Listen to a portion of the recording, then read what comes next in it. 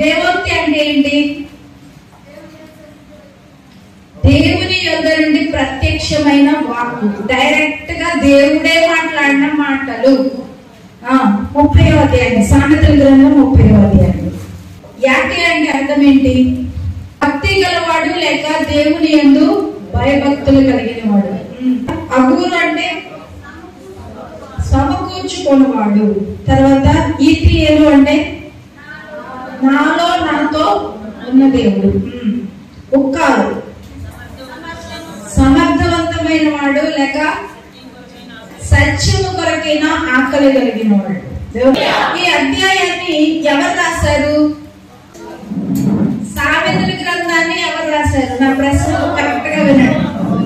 సొలొమోను. 30వ అధ్యాయాన్ని ఎవరు రాశారు? అగూరు రాశాడు. ఎలాంటి వాడు అని చెప్పుకుంటున్నాడు? మనుషులలో నా వంటి పశుప్రాయుడు లేడు. నేను మనుషులందరికన్నా నీచమైన వ్యక్తిని, నాకు జ్ఞానాభ్యాసం లేదు, నేను తెలివైన వాడిని కాదు అని చెప్పుకుంటున్నాడు. మనమైతే ఏం చెప్తాం? నా అంత తోడు లేడు, నేను గీసింది గీత, అది ఎవరు దాటడానికి లేదు, నేను చెప్పిందే వేదం. నా దగ్గర జ్ఞానం లేకపోయినా మనకున్న చిన్ని జ్ఞానంతో ఎగిరెగిరి పడిపోతాం. కానీ ఈ పశుప్రాయుడు అని చెప్పుకుంటున్న వ్యక్తి ఎంత జ్ఞానవంతుడు, ఎంత జ్ఞానవంతుడో చెప్పడానికి పైన రాయబడిన ఒక్క వచనం చాలు. దేవోక్తి అంటే దేవుని దగ్గర నుండి ప్రత్యక్షమైన వాక్కు పొందుకున్నవాడు. అక్కడే తెలిసిపోతుంది ఆయన ఎంత జ్ఞానవంతుడు కదా. దేవుని యొద్ద నుండి ఒక మాట పొందుకోవడం అంటే దేవునికి అందుబాటులో ఉండాలి, దేవునికి ఇష్టమై ఉండాలి, దేవుని చెప్పింది మనకు అర్థం అవ్వాలి. ఆయన ఒకటి చెప్తే నువ్వు ఇంకోటి అర్థం చేసుకున్నావు, ఎలా ఉంటది? చాలా భయంకరంగా ఉంటది. అంటే దేవుని దగ్గర నుండి ఒక వాక్కు పొందుకొని, ఒక ప్రత్యక్షతను పొందుకొని ఆ వ్యక్తి ఏమన్నాడంటే, నేను మనుషులందరిలో పశుప్రాయుడిని, నీచమైన వాడిని అంటున్నాడు, జ్ఞానం లేని వాడిని. మనం పొందుకున్నటువంటి ఈ జ్ఞానం ఎవరికి అభ్యసింపజేయాలంట? పిల్లలకి అభ్యసింపజేయాలి. ఈ జ్ఞానం మనకి రావాలంటే ఏం చేయాలి? 1:2 చెప్పారు. వాక్యాన్ని ఎంత వింటే అంత జ్ఞానం మనకు వస్తుంది. దేవుని గురించిన జ్ఞానం. తక్కువ మాట్లాడాలి, ఎక్కువ వినాలి. మనం ఏం చేస్తాం? తక్కువ వింటాం, ఎక్కువ మాట్లాడతాం. వస్తే మనకి ఏ జ్ఞానం లేదు, పై నుండి వచ్చే జ్ఞానం లేదు. మనకి ఏ జ్ఞానం ఉంది అంటే లోక జ్ఞానం ఉంది, ప్రకృతి సంబంధమైన జ్ఞానం ఉంది, దాంతో పాటు ఇంకో జ్ఞానం కూడా ఉంది. ఏ జ్ఞానం? దెయ్యముల జ్ఞానం. చదువు ఎక్కువైపోయి, జ్ఞానం ఎక్కువైపోయిన శాస్త్రవేత్తలు ఏం చేస్తున్నారు? వాళ్ళు చేసిన ప్రయోగాలన్నీ తీసుకొచ్చి దేవత ముందు పెట్టి మా ప్రయోగం బాగా జరగాలి అంటున్నారు. దెయ్యాల జ్ఞానం, ప్రకృతి జ్ఞానం, లోక సంబంధమైన జ్ఞానం కాదు, అగూరు పొందిన జ్ఞానం. ఏ జ్ఞానం అంటే పై నుండి వచ్చిన జ్ఞానం. ఈ జ్ఞానం కలిగిన వ్యక్తి, లేకపోతే పశుప్రాయుడికి దేవుడు జ్ఞానం ఇచ్చాడట. అగూరు చాలా విషయాలు, చాలా పాఠాలు మనకి నేర్పిస్తున్నాడు. జ్ఞానం లేని వ్యక్తే, కానీ జ్ఞానం కలిగిన వ్యక్తి చెప్పినట్టుగా ఉన్నాయి నేను చెప్పిన మాటలు. మొట్టమొదట ఆయన చెప్పినటువంటి దేవోక్తి ఏంటి? 30వ అధ్యాయం 4వ వచనం. ఆకాశములకెక్కి మరలా దిగిన వాడెవడు? తన పిడికిళ్లతో గాలిని పట్టుకున్న వాడెవడు? బట్టలో నీళ్లు మూటగట్టిన వాడెవడు? భూమి యొక్క దిక్కులన్నిటినీ స్థాపించిన వాడెవడు? ఆయన పేరేమో, ఆయన కుమారుని పేరేమో నీకు తెలిసి ఉన్నదా? ఈ 4వ వచనంలో మొట్టమొదటి దేవోక్తి చెప్తున్నాడు. దేవుడు ఆయనకి చెప్పినటువంటి మాట ఏంటంట? ఆకాశం గురించి లేకపోతే ఈ సృష్టిని గురించి ఎప్పుడైనా నువ్వు ఆలోచించావా? దేవుని యొక్క సృష్టి గురించి ఆలోచించమని చెప్తున్నాడు ఈ ఊరు. ఎందుకు అనంటే భూమంట తన చుట్టూ తాను తిరుగుతూ సూర్యుని చుట్టూ కూడా తిరుగుతుంది. మనం తిరుగుతున్నామా? అప్పుడు తిరిగినట్టుగా ఉందా? మనకేమో కళ్ళు తిరుగుతున్నాయా? మరి భూమి తిరుగుతుందిగా. భూమి తన చుట్టూ తాను తిరుగుతుంది. మన దేని చుట్టూ కూడా తిరుగుతుంది? సూర్యుని చుట్టూ కూడా తిరుగుతుంది. ఎంత గొప్ప దేవుడో చూడండి. మనకు మాత్రం కళ్ళు తిరగట్లేదు. అదే ఒక చైర్లో కూర్చున్నాం, మనం శుభ్రంగా తిప్పేసాను, ఏమనిపిస్తుంది మనకి? కొంతసేపటికి కళ్ళు తిరుగుతాయి. కానీ భూమి ఏం చేస్తుంది? తన చుట్టూ తాను తిరుగుతూ మరలా సూర్యుని చుట్టూ కూడా తిరుగుతుంది. అంటే రెండు ఇలా తిరుగుతా ఇంకో దాని చుట్టూ ఇలా తిరుగుకుంటారు. చూడండి, సూర్యునికి భూమికి ఉన్నటువంటి గ్రహాలన్నిటికీ ఒక కక్ష పెట్టాడు. ఆ కక్షలోనే తిరగాలి. ఆ కక్షను దాటి పక్కకి కొంచెం కూడా తిరగట్లేదు. ఎంత స్పీడ్ లో తిరగాలో, ఎంత టైంకి ఎంత వరకు వెళ్ళాలో మొత్తం అన్ని చక్కగా నియమించేశాడు, ఆజ్ఞాపించాడు భూమికి, సూర్యునికి, గ్రహాలకి. అందుకని అవి ఏం చేస్తున్నాయి? దేవుడి యొక్క ఆజ్ఞ ప్రకారంగా తిరుగుతున్నాయి. అందుకనే మనకి ఏమనిపించట్లే. భూమి మీదే ఉన్నాం, భూమి తిరుగుతున్నా కానీ మనం తిరగట్లేదు. ఎంత గొప్ప దేవుడు ఒకసారి ఆలోచించారా?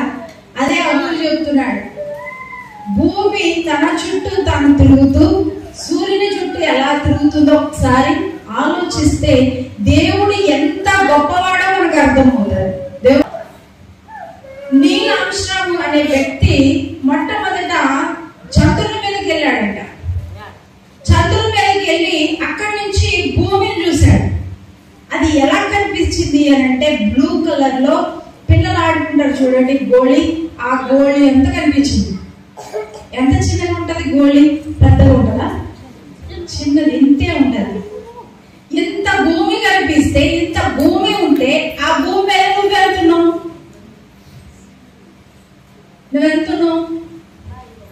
మనం ఎంతున్నాం అసలు చెప్పండి? భూమి ఎలా కనిపిస్తుంది? చంద్రుడి మీదకి వెళ్ళి చూస్తే గోళీ ఎంత ఉంది, దాని మీద నువ్వెళ్తున్నావు.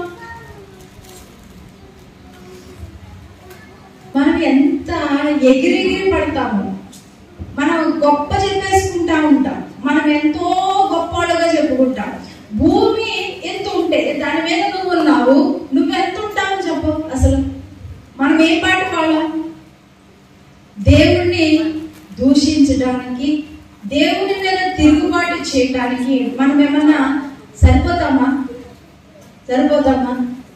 ఉంటామంటే నన్ను మించినోడు లేడు, నాకు ఎదురు లేడు, నా మాటకి ఎదురు చెప్పేవాడు లేడు, అలా ఎగిరి పడిపోతా ఉంటాం. కానీ అంత చిన్న భూమి మీద నువ్వు ఉన్నావనంటే నువ్వు ఎంత ఉంటావు ఒకసారి ఆలోచించే. ఒకసారి ఇమాజిన్ చేసుకోండి, ఒక కళ్ళ ముందుకు తెచ్చుకోండి ఆ చిత్రాన్ని. ఎంత దారుణంగా ఉన్నావో కదా నువ్వు. చీమ తలకాయ ఎంత ఉందో అంత ఉంటావేమో. ఈ యొక్క గొప్పతనం ఏంటో సృష్టి గురించి ఆలోచిస్తే నీకు అర్థమవుతుంది అంటున్నాడు ఈ అగురు. దేవవచనంలో చూస్తే ఇక్కడ కేవలం దేవుని యొక్క సృష్టి గురించి మాట్లాడుతున్నాడు, దేవుని గురించి మాట్లాడుతున్నాడు, దేవుని గొప్పతనం గురించి మాట్లాడుతున్నాడు. ఈ 4వ వచనంలో ఆకాశం యొక్క వైశాల్యము, దాని యొక్క స్థితిగతులన్నీ ఎవరికి తెలుసు అంట? దేవునికి తెలుసు అంటున్నాడు. గాలి కింద బరువుండాలి అని నియమించింది ఎవరు? దేవుడే. ఇప్పుడు మీ చుట్టూ గాలి ఉంది, దాని బరువు ఎంత ఉందో మీకు తెలుసా? కానీ ఎవరికి తెలుసు? దేవుడికి తెలుసు అంట. ఎన్ని దిక్కులు ఉన్నాయి? 4 దిక్కులు ఉన్నాయి. ఆ దిక్కులు నియమించింది ఎవరు? దేవుడే. ఆశ్చర్యకరమైనటువంటి విషయం ఏంటి అంటే, ఇంత విశాలమైన ఈ సృష్టిలో మానవుడు జీవించడానికి అనుకూలమైన వాతావరణం కల్పించింది ఎక్కడ అంటే కేవలం భూమి మీద మాత్రమే. ఏ గ్రహాల మీద మానవుడు నివసించ నివసించడానికి యోగ్యమైనటువంటి వాతావరణం లేదు. శాస్త్రవేత్తలు చాలా ప్రయత్నాలు చేస్తున్నారు. చంద్రుడి మీదకి ఏవేవో పంపించారు. ఏమైపోతాం? బైబిల్ చెప్తుంది భూమి మీద తప్ప ఇంక ఏ గ్రహం మీద మనుషులు నివసించడానికి యోగ్యమైన వాతావరణం లేదు. శాస్త్రవేత్తలకి తెలియట్లేదు. వాళ్ళు ఎన్నో ప్రయోగాలు చేస్తున్నారు. కానీ ఆ గ్రహాంతర వాసులు ఎవరో కనబడుతున్నారు తప్ప మానవుడు నివసించడానికి యోగ్యమైనటువంటి వాతావరణం ఉంది అని అంటే అది కేవలం భూమి మీద మాత్రమే.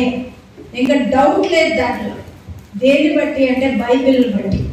ఇంకా గొప్ప విషయం ఏంటి అని అంటే ఆయన అంటున్నాడు, ఆకాశం నా సింహాసనం, భూమి నా పాదపీఠం.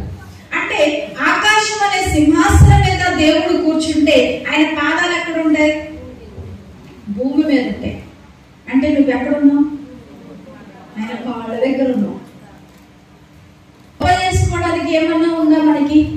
మనం గొప్పమా? ఆయన పాదాలు భూమి మీద ఉన్నాయి. ఇంకా గొప్ప విషయం ఏంటి అని అంటే అంత గొప్ప దేవుడు, ఆకాశంలో ఉన్నటువంటి సింహాసనం మీద కూర్చున్న దేవుడు భూమి మీద ఉన్న నీ కోసం నా కోసం సశరీరుడుగా ఈ భూమి మీదకి వచ్చాడు.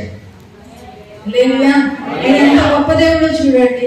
ఎంత మహిమను విడిచిపెట్టి నీ కోసం వచ్చాడు. ఆయన గొప్ప దేవుడా కదా? మన దేవుడు చాలా గొప్ప దేవుడు. చూడండి, బయటికి చూడండి, ఒకసారి చుట్టూ చూడండి. ఏం కనిపిస్తున్నాయి మీకు? ఏం కనపడుతున్నాయి? ఏ రంగులో ఉన్నాయి? ఎందుకు ఎర్రగా లేవు? నల్లగా ఎందుకు లేవు? ఎర్రగా నల్లగా ఎందుకు లేవు? పచ్చగా ఎందుకు ఉన్నాయి? అవి కనుక పచ్చగా లేవనుకో నీకు నాకు ఆక్సిజన్ లేదు. లేదండి, ఎంత ప్రేమ గలవాడు. మనకి అన్ని కావలసిన వసతులన్నీ భూమి మీద కల్పించాడు. ఆయన మొక్కలు సృష్టించాడు, వాటికి ఆక్సిజన్ వచ్చేలా చేశాడు, పచ్చగా పెట్టాడు. అవి చక్కగా పచ్చగా ఉంటే మనకి ఏమొస్తుంది? మన ముక్కు దగ్గరికి ఆక్సిజన్ వస్తుంది. లేకపోతే ఒక్కొక్కరు ఒక్కొక్క సిలిండర్ ముక్కుకు తగిలించుకుని వెళ్ళాలి. మన జీవితకాలం అంతా ఏం చేయాలి? సిలిండర్ అయిపోగానే ఆర్డర్ పెట్టడం, మళ్ళీ ముక్కు దగ్గర పెట్టుకోవడం. ఎలా ఉంటుంది ఊహించాడు ఒకసారి. బాబోయ్ అంటున్నారు, చాలా దారుణం ఉంటుంది. చూడండి, ఇప్పుడు ఆక్సిజన్ కావాలి అని అంటే మనం ఏమన్నా వెలకడుతున్నామా? వెల చెల్లిస్తున్నామా ఆక్సిజన్ కి? ఏమీ లేదు. మనం ఎంత పీల్చుకుంటే అంత, మనం ఎంతసేపు ముక్కు మూసుకుంటే అంతసేపు అలాగే ఉండిపోతాం. కుదరగానే మనకు కావాల్సినంత స్పీడ్ గా లోపల లాగేసుకుంటాం కదా. ఒకసారి ముక్కు మూసుకోండి, ఒక 2 నిమిషాలు. మొత్తం మూసేపెట్టి చచ్చిపోతే నేను వేయలేను కదా. ఒక 2 నిమిషాలు మూయండి. మీయండి చచ్చిపోలేమ్మా 2 నిమిషాలకి. మూసి అప్పుడు వదలండి. ఒకేసారి పీల్చేసుకుంటారా లేదా? స్పీడ్ గా పీల్చేస్తాం. అది ఉన్న కొంచెం సేపే ఆగిపోయేసరికి ఏమైపోతుంది? మనకి ఒకలాగా అయిపోద్ది. వెంటనే ఎక్కువగా లోపలికి పీల్చేస్తాం. దేవుని యొక్క సృష్టి చూడండి ఎంత ఆశ్చర్యంగా ఉందో. ఈ విషయాలన్నీ ఎవరు చెప్తున్నారు? మనుషులలో పశుప్రాయుడిని అని చెప్పే వ్యక్తి చెప్తున్నాడు. కానీ ఎవరు చెప్పారు ఇవన్నీ? ఇప్పుడు మనకి ఎవరు చెప్తున్నారు? శాస్త్రవేత్తలు చెప్తున్నారు. భూమి తన చుట్టూ తాను తిరుగుతూ సూర్యుని చుట్టూ తిరుగుతుంది. భూమి శూన్యంలో వేలాడదీయబడింది. దాన్ని ఎవరైనా పట్టుకున్నారా? చంద్రుని ఎవరైనా పట్టుకున్నారా? మరి ఎందుకు కింద పడిపోవట్లేదు? గాల్లో అలాగే తిరుగుతూ ఉన్నాయి. దానికి కారణం ఏంటి? దేవుడే. ఆయన సృష్టికి ఆధారభూతుడు, సృష్టికి కారణం ఆయన, సృష్టికి యజమానుడు ఆయన. అవి ఎలా ఉండాలో, ఏ కక్షలో తిరగాలో, ఎంత బరువులో అవి వేలాడుతూ శూన్యంలో ఎంతకాలం అవి వేలాడుతూ ఉండాలో ఆయన నియమించాడు. అవన్నిటికీ కాలం అయిపోయాక ఎంతసేపు పట్టుకుంటారు చెప్పండి? భూమిని పట్టుకోగలిగిన వాడు ఎవడైనా ఉన్నాడా భూమి మీద? సూర్యుని పట్టుకున్న వాడు ఎవడైనా ఉన్నాడా? అసలు ఎల్లుడే లేడు, దగ్గరికి ఎల్లుడు కాలిపోతాడు. అంత గొప్పగా దేవుడు నీకు కావలసినవన్నీ భూమి మీద సమకూర్చి అనుకూలమైన వాతావరణం పెట్టి నేను ఇక్కడ భూమి మీద పెడితే నువ్వేమంటున్నావు? నాకేం చేస్తావు? నువ్వు నిజమైన దేవుడివేనా? నాకెందుకు ఈ కష్టాలు? నువ్వు నిజమైన దేవుడు అయితే నాకెందుకు ఈ శ్రమ అన్నారా లేదా? చిన్న సమస్యలాగానే అంత గొప్ప దేవుడిని నువ్వు తిరుగుబాటు చేస్తున్నావంటే నువ్వు ఏ పాటి దానివి, ఏ పాటి వాడు? అసలు ఆయన్ని తిరుగుబాటు చేయడానికి మనం సరిపోతామా? మనం యోగ్యులమా? అసలు ఆయన దేవుడిని ముందు నిలబడడానికి యోగ్యులు ఉన్నారు, పాత్రులు ఉన్నారు. ఎన్నిసార్లు దేవుడి మీద సడిగారు కదా. అంత గొప్ప దేవుడిని సృష్టి గురించి ఆలోచిస్తే అసలు మన అంతుకి, మన జ్ఞానానికి చిక్కట్లేదు. శాస్త్రవేత్తలే వాటి గురించి తెలుసుకోలేకపోతున్నారు. అంత గొప్ప జ్ఞానం కలిగిన దేవుడు నిన్ను ప్రేమించి భూమి మీదకి వస్తే నువ్వేమంటున్నావు? నువ్వు నిజంగా దేవుడివేనా? దేవుడివైతే నాకెందుకు ఈ కష్టాలు? అంటే ఆయన దేవుడైతే నీకు కష్టాలు ఉండకూడదా? శ్రమ రాకూడదా? 2 నిమిషాలు ముక్కు మొత్తే చచ్చిపోతావు. నువ్వు ఎగిరెగిరి పడుతున్నావు. అసలు ఏమన్నా చెప్పు? ఒక్క క్షణం దేవుడు కనుక నీ ముక్కు దగ్గర అలా మూసేశాడు అనుకో, లోపల నువ్వు పీల్చిన గాలి వెళ్ళలేదు అనుకో, ఏమైపోతావు? పరదేశంలో ప్రియులారా పాట వచ్చింది. గొప్పవాడు కాదు. మనం అసూయ పడ్డానికి, గర్వపడ్డానికి మన దగ్గర ఏమీ లేదు. మనం నీచమైన వాడు. అగూర్ అంటున్నాడు, నేను పశువు ప్రాయుని. మనం అంతకన్నా కాదు. ఆయన పశువుతో పోల్చుకున్నాడు. మనం పశువు కన్నా నీచమైన వాడు. పౌలు గారు అన్నట్టు పాపుల్లో ప్రధానమైన పాపిని అన్నట్టు మనం ఇంకా ప్రధానమైన పాపులు. మనకి ఏ గొప్ప లేదండి దేవుని దగ్గర చెప్పుకోవడానికి. అంత గొప్ప దేవుడు సశరీరుడుగా ఈ భూమి మీదకి దిగి వచ్చాడు నిన్ను నన్ను ప్రేమించి.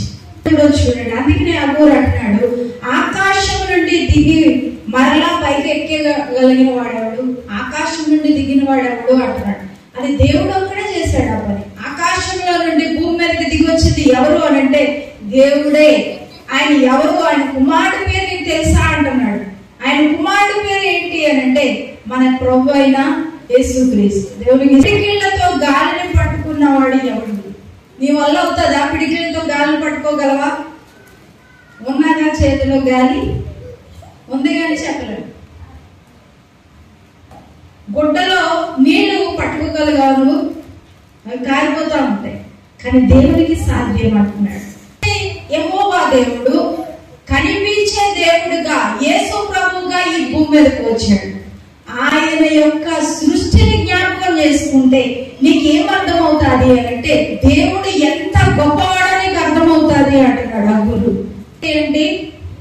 సృష్టిని గురించి ఆలోచించు అంటున్నాడు. 2వది 30వ అధ్యాయం 5-6 వచనాలు. దేవుని మాటలన్నీ పుటము పెట్టబడినవే. దేవుని మాటలన్నీ పుటము పెట్టబడినవే. ఆయనను ఆశ్రయించు వారికి ఆయన కేడెము. ఆయనను ఆశ్రయించు వారికి ఆయన కేడెము. ఆయన మాటలతో ఏమీయూ చేర్చకుము. ఆయన మాటలతో ఏమీయూ చేర్చకుము. ఆయన నిన్ను గద్దించునేమో. ఆయన నిన్ను గద్దించునేమో. అప్పుడు నీవు అబద్ధికుడవగుదువు. అప్పుడు నీవు అబద్ధికుడవగుదువు. అంటే ఇబ్బంది కలిగించే నోరు విషయంలో జాగ్రత్తగా ఉండు అంటున్నాడు. 2వ దేవోక్తి. మొదటిదేమో సృష్టిని గురించి ఆలోచించమన్నాడు. 2వ దేని గురించి చెప్తున్నాడు అని అంటే ఇబ్బంది కలిగించే నోరు గురించి చెప్తా ఉన్నాడు. జాగ్రత్త అంటున్నాడు. అంటే మనం నోరు మూసుకొని ఉండడం మంచిది. ఒక్క మాటలో చెప్పాలంటే ఏం చెప్తున్నాడు దేవోక్తి? నువ్వు ఇతరులు వచ్చి నేను మూసుకో అనే లోపల నువ్వు నోరు మూసుకోవడం మంచిది. అది ఆ వాక్యం యొక్క అర్థం. వచ్చి నిన్ను గద్దించే లోపు నువ్వేమైపోవాలి? కొంతమంది నోరు తెరిస్తే చాలు ఏది పడితే అది మాట్లాడేస్తారు కదా. నోరు తెరిస్తే చాలు ఏవేవో మాటలు వచ్చేస్తా ఉంటాయి. విస్తారమైన మాటల్లో ఏముందంట? వాక్యం చెప్తుంది దోషం ఉంది. ఖచ్చితంగా దోషం ఉంటుంది. చాలా సార్లు దేవుని మాటలు మాట్లాడకుండా, అంటే పుటము వేయబడిన మాటలు మాట్లాడకుండా, ఉన్నది ఉన్నట్టుగా మాట్లాడకుండా, నోటికి ఏదొస్తే అని మాట్లాడతాం. ఆ కింద వచనాల్లో అంటున్నాడు, ఏమంటున్నాడు? ఆయన నిన్ను గద్దించునేమో, అప్పుడు నీవు అబద్ధికుడవదువు. ముందు ఇబ్బంది కలిగిస్తుంది ఏది అనంటే నీ నోరు అంటున్నాడు. నోరుని ఏం చేసుకోవాలి? మనం మూసుకొని ఉండాలి. ఆడవాళ్ళకి బాగా పనికొచ్చే అవయవం ఏంటి అనంటే నోరే. కోపంగా చూస్తున్నాను నవంక, మీరు కోపంగా చూసినా, నవ్వినా, నన్ను తిట్టుకున్నా, ఏం చేసినా వాక్యం సత్యమే. నేను సత్యం బోధించాలి అంతవరకే. మీరు తిట్టుకున్నా, నన్ను ఏం చేసుకున్నా నేను పట్టించుకున్నాను. మగవాడు ఏం చేస్తారంటే ఎక్కువ వింటారు, విని మాట్లాడు, చెప్తానే ఉంటది. తెల్లవాళ్ళు చెప్తాది, ఇంట్లో అవి లేవు, ఈ లేవు, అది లేదు, ఇది లేదు. వింటాడు అంతే, సైలెంట్గా ఉంటాడు, మాట్లాడు. ఉదయం లేసేసరికి లిస్ట్ మొత్తం ఇంట్లో ఉంటాడు. ఆళ్ళు గొప్ప, మీరు గొప్ప, చెప్పండి. ఆళ్ళు గొప్ప, మీరు గొప్ప. చెప్పిందే చెప్పి కొంతమంది ఆడు బయటికి వెళ్ళే లోపల 10 సార్లు చెప్తారు, అది లేదు, ఇది లేదు, ఇది లేదు, అది ఎన్నిసార్లు చెప్తావమ్మా అంటాడు. అయినా వెళ్ళు, కంటిన్యూషన్. పాడిందే పాట అలా పాడతానే ఉంటది. ఆడు బయటికి వెళ్ళిపోతాడు, వచ్చేస్తాడు, తెచ్చేసి ఇంట్లో పెట్టేస్తాడు, ఇంకా చెప్తూనే ఉంటాడు. తెచ్చా నేను చూసుకో అంటాడు, ఒకే మాట. ఏది బాగా పనిచేస్తుంది మనకు ఇప్పుడు? నోరు బాగా పనిచేస్తుంది. వ్యర్థమైన మాటలు, ఇష్టం వచ్చిన మాటలు, నోటికి ఏది వస్తే అది మాట్లాడడం, ఎదుటి వ్యక్తిని గాయపరిచేలాగా మాట్లాడడం, అవమానపరిచేలాగా మాట్లాడడం, కించపరచడం, అవి దయచేసి మానుకోవాలి మనం ఈరోజు. లేదు, శుద్ధి కన్నా పదునైన మాటలు ఉన్నాయంట. నరహత్య చేయ మాటలు. నువ్వు నరహత్య చేయవసరం లేదు, నీ మాటలతో ఏమైపోతారు? ఎదుటి వ్యక్తి చచ్చిపోతాడు. ఎంత మంది కుటుంబాలు ఇవి జరగట్లేదు చెప్పండి? మీరనే మాటలకి, లేకపోతే కుటుంబాల్లో ఉన్న గొడవలకి కారణం ఏంటంటారు? మెయిన్ కారణం నోరు. వాళ్ళలో అన్న పని చేయొచ్చు, మీలో అన్న పని చేయొచ్చు. చివరికి ఏమైపోతుంది? హత్యకు గురైపోతున్నారు. చచ్చిపోవాలనే మనసు ఎప్పుడు వస్తుంది? ఎప్పుడు కలుగుతుంది? ఆ సూటిపోటి మాటలు గుచ్చుతా ఉంటే ఏమైపోతుంది? మనసుకి గాయమైపోయి చచ్చిపోతే బాగుంటారా బాబా అనిపిస్తుంది. హత్య చేసేలాంటి మాటలు మాట్లాడుతూ ఉన్నారట. కుటుంబాలను కూల్చే మాటలు. నీ కుటుంబాలను కట్టుకో ఫస్ట్. పక్కింటి కుటుంబం గురించి నీకెందుకు? వాళ్ళ కుటుంబాల్లో గొడవలు వచ్చేలాగా మాట్లాడడం అది మంచి పద్ధతేనా? మంచి పద్ధతేనా అసలు చెప్పండి? నీకు ఏదైనా విషయం తెలిస్తే నువ్వు మోకరించి ప్రార్థన చేయి, అంతేగాని వాళ్ళ ఇంటికి వెళ్ళి పలానా మీ ఆవిడ ఎలా అంట, మీ ఆయన ఎలా అంట, మీ అత్తగారు ఎలా అంట, నీకెందుకు? మధ్యవర్తి దోం చేయడం ఎందుకు? కుటుంబాలను కూల్చేస్తున్నారు చాలా మంది. దయచేసి ఆ పద్ధతి మానుకోండి ఈరోజు. అయితే ఏం జరుగుతుంది అంటే మన శరీరంలో త్వరగా మనల్ని ఇబ్బంది పెట్టి దేవుని శిక్షకి గురి చేసేది ఏంటి అని అంటే నోరు. నోరు ద్వారా దేవుని శిక్ష దేనికి వస్తుంది? మన శరీరానికి వస్తుంది. మన నోరు మాట్లాడడం వల్ల శిక్ష దేనికి? మన శరీరానికి. నోటికి మాత్రం శిక్ష ఇట్లేదు దేవుడు. దేనికి అంతటికి వేస్తున్నాడు? దేనికి వేస్తున్నాడు? శరీరానికి వేస్తున్నాడు. నువ్వు నోటితో మాట్లాడితే నోరు మాత్రం కుట్టేయచ్చుగా, అలా చేయట్లే. నీ శరీరానికి శిక్ష కలుగుతారంట. జాగ్రత్త, నీ నోటి ద్వారా నీ మొత్తం శరీరం అంతా శిక్ష పడకుండా చూసుకోవాలంటే నీ నోటిని కాపాడుకుంటే చాలు. అందుకనే యాకోబు భక్తుడు ఏమంటున్నాడంటే, మీరు మాట్లాడడానికి నిదానించండి. యాకోబు భక్తుడు ఏమంటున్నాడు? మీరు మాట్లాడడానికి నిదానించి వినడానికి వేగిరపడండి అంటున్నాడు. ఇందాక నేను చెప్పాను, మాట్లాడడం నోరు ఒకటే, మాట్లాడడానికి నిదానించాలంట, వినడానికి వేగిరి పడాలంట. మనం ఏం చేస్తున్నాం? వినడానికి ఏమో నిదానంగా వింటాం, మాట్లాడడానికి లొడలొడలొడలొడలు వచ్చేస్తాయి నోట్లోంచి, ఒకదాని తర్వాత ఒకటి. మనం ఇంకా ఆ సెంటెన్స్ పూర్తి చేయకుండానే మాట్లాడేస్తున్నారు కొంతమంది. మాటకి మాట ఇసురుతూ ఉంటారు పిల్లలు తల్లిదండ్రుల మీద, అత్తగారి మీద. మనం ఏం చేస్తాం? తక్కువ వింటున్నాం, ఎక్కువ మాట్లాడుతున్నాం. మనం చేయాల్సింది ఏమంట? యాకోబు ఏమంటున్నాడు గురించి? ప్రసంగి ఏమంటున్నాడో చూద్దాం. చూడండి, ప్రసంగి గ్రంథం, దాని తర్వాత ఏముంటుంది? 5వ అధ్యాయం 5వ వచనం. ఈ దేహమును శిక్షకు లోపరచునంత పని నీ నోటి వలన జరగనీయకును. ఇందాక నేను చెప్పాను, మనం నోటితో మాట్లాడిన మాటకి దేనికి శిక్ష వస్తుందంట? శరీరానికి, దేహానికి శిక్ష అంట. ప్రసంగి చూడండి ఎంత వివరంగా చెప్తున్నాడు. అక్కడేమో నోటిని నువ్వు జాగ్రత్తగా కాపాడుకో. యాకోబు అంటున్నాడు నువ్వు తక్కువ మాట్లాడాలి, ఎక్కువ వినాలి అంటే ప్రసంగి ఇంకా దాన్ని వివరంగా రాస్తున్నాడు. నువ్వు మాట్లాడే మాటలకి నీ దేహానికి అంతటికీ శిక్ష వస్తుంది. దేవుని శిక్ష నీ మీదకి రాకుండా ఉండాలి అంటే నువ్వేం చేయాలి? నోరు మూసుకోవాలి. ఇబ్బంది కలిగించే నోటిని జాగ్రత్తగా ఉంచుకో అంటున్నాడు. రెండవ